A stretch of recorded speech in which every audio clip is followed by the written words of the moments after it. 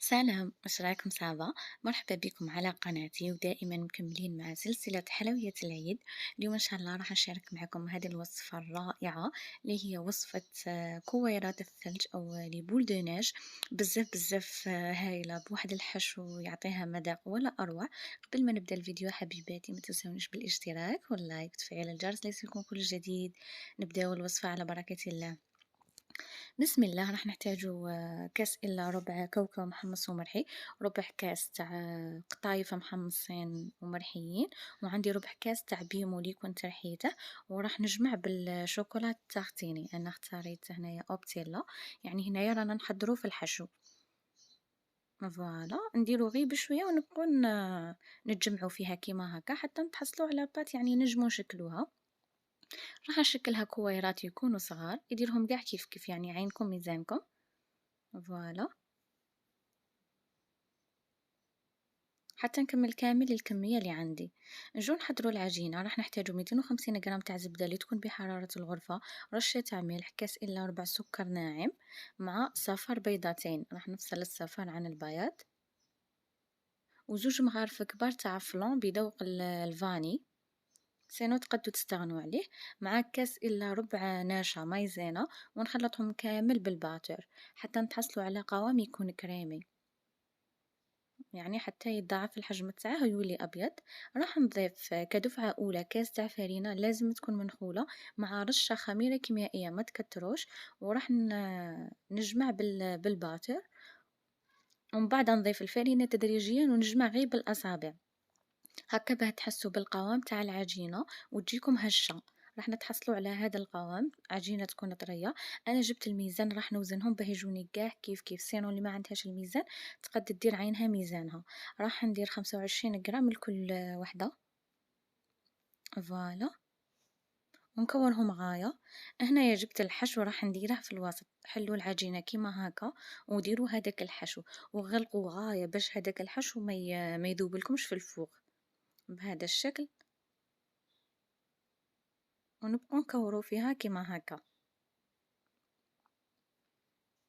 حتى نكمل كامل الكمية اللي عندي، وندخلها للفور على درجة حرارة اللي تكون متوسطة حتى تطيب غاية. شعلولها غير من الفوق غير تدي واحد التحميرة خفيفة.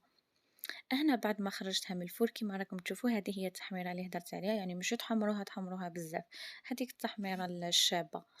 جو نحضروا الشربات. عندي كاس تاع سكر عادي مع كاس ونص تاع ماء وطرونش تاع غارس، نديرهم فوق النار غير يبدا يغلي، نحسبو 10 دقائق ونطفو.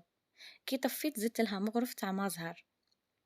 هنايا الشربات تاعي بعد ما بردت راح نجيب الكاطو نحطها فيها، يعني غير داخله وخارجه ما تخلوش حتى يتشرب كامل هذيك الشربات، ونحطوه فوق المشبك كيما هكا باش يقطر.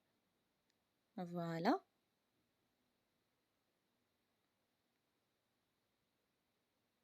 سينو تنجمو ديرو غير ما زهر مع السكر الناعم، اللي ما يحبوش ما زهر يديرو هذه الشربات.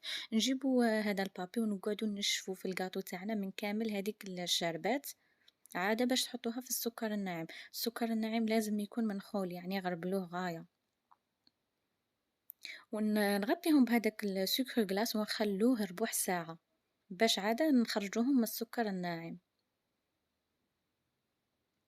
هنا نحكمو بالحبة ونقعدو نديرو عليها هذاك السكر الناعم، وتقعدو تضغطو باش يلصق عليها كامل.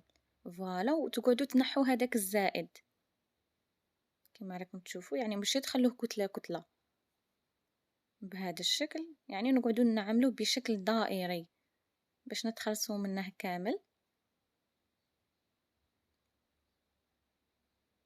فوالا يعني الطريقة راهي موضحة. هنا كنت جبت صفاية درت فيها السكر الناعم ونقعدو نغربلو فيه فوق الكاطو هكا باه يعطيكم هذاك الشكل الشباب كما راكم تشوفوا. نجو للتزيين. انا اختاريت هادو الورود بعجينة السكر باللون الاحمر، يعني نعرفوا باللون الابيض يتمشى بزاف مع الغوج، وراح نديرهم في الوسط. حاولوا تحلوا الكاطو تاعكم بالكيردون من الفوق غير بشويه ودخلوا هذوك الورود. وهذا هو الشكل النهائي تاع كريات الثلج اللي حضرتهم لنهار اليوم لبولدوناج بزاف هايلين، وصفة راقية بحشو بزاف مميز. وهنايا كملاحظة، اللي ما تنجمش يعني وما عندهاش مقادير للحشو تقد تحشيهم غير بالحلقوم، تاني يجو بزاف هايلين. دوك تشوفوا الصورة في آخر الفيديو راني حاطتها لكم.